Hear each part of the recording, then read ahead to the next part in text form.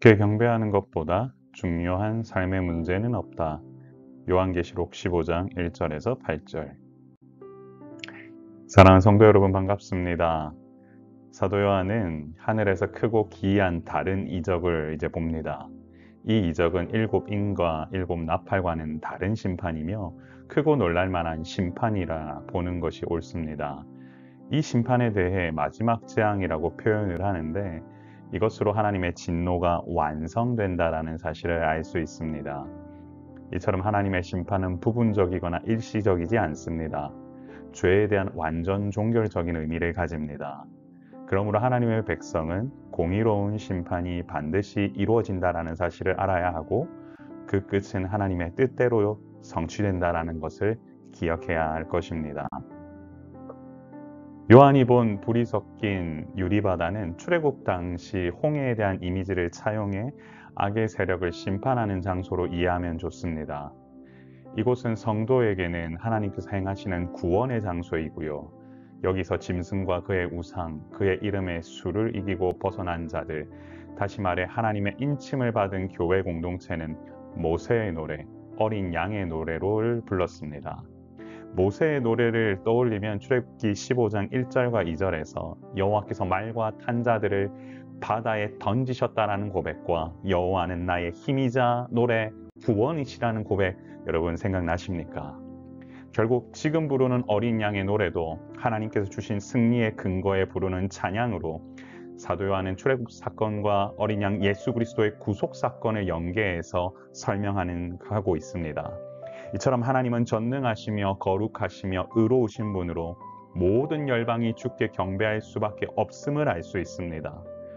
결국 하나님의 공의로운 심판은 만국에 나타날 것이며 마침내 주께 경배하게 될 것임을 알 수 있습니다. 사도 요한은 다시 하늘의 증거장막 성전이 열리는 것을 보았습니다. 증거장막과 성전은 동격으로 증거라는 표현을 강조해 언약 개념을 상기시키는 것으로 하나님의 임재와 언약의 진실함이 드러나는 곳으로 이해하면 좋습니다. 일곱 재앙을 가진 천사들이 성전에서 나오는데 그들은 맑고 빛난 세마포 옷과 금띠를 띠고 있었다라고 되어 있지요. 세마포 옷을 입었다라고 하면은 거룩함과 순수성, 그리고 가슴에 금띠를 띠었다라는 것은 높은 권위를 상징합니다. 이처럼 재앙과 심판은 언약에 의한 공의로운 행위이고, 이것은 철저히 하나님의 주권 통치하에서 이루어진다라는 사실, 그리고 의롭고 정결한 방식으로 집행된다라는 것을 이해해야 합니다. 네 생물 중 하나가 일곱 대접을 일곱 천사에게 줍니다.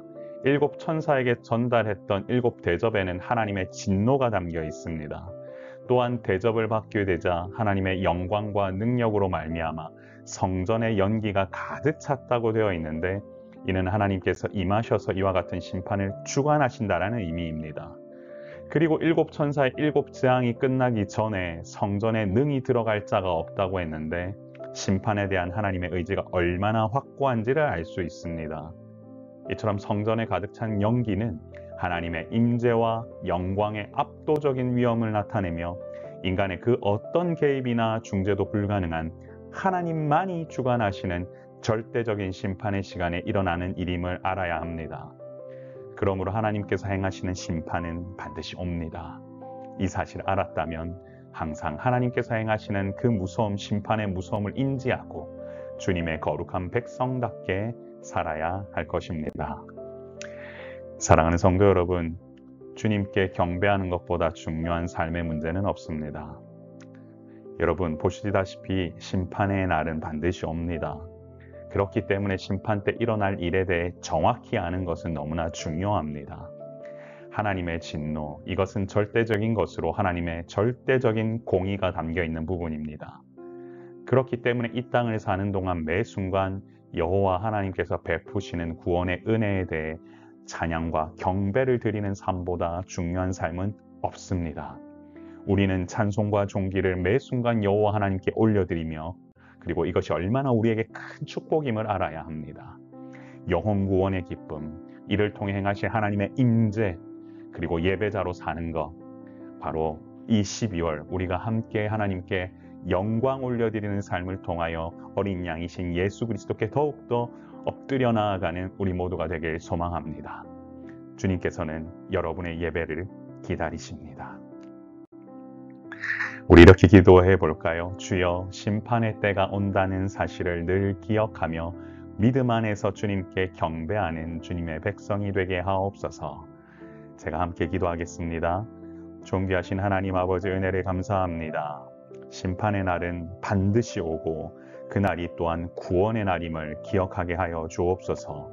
함께 예배하며 모닝 메시지로 나오는 성도들의 삶 가운데 복음의 아버지 하나님, 그 뜨거운 놀라운 일들을 경험할 수 있도록 인도하여 주시고, 그들의 심장이 복음으로 말미암아 다시금 뜨거워져서 하나님의 말씀으로 충만한 삶을 살 수 있도록 인도하여 주옵소서.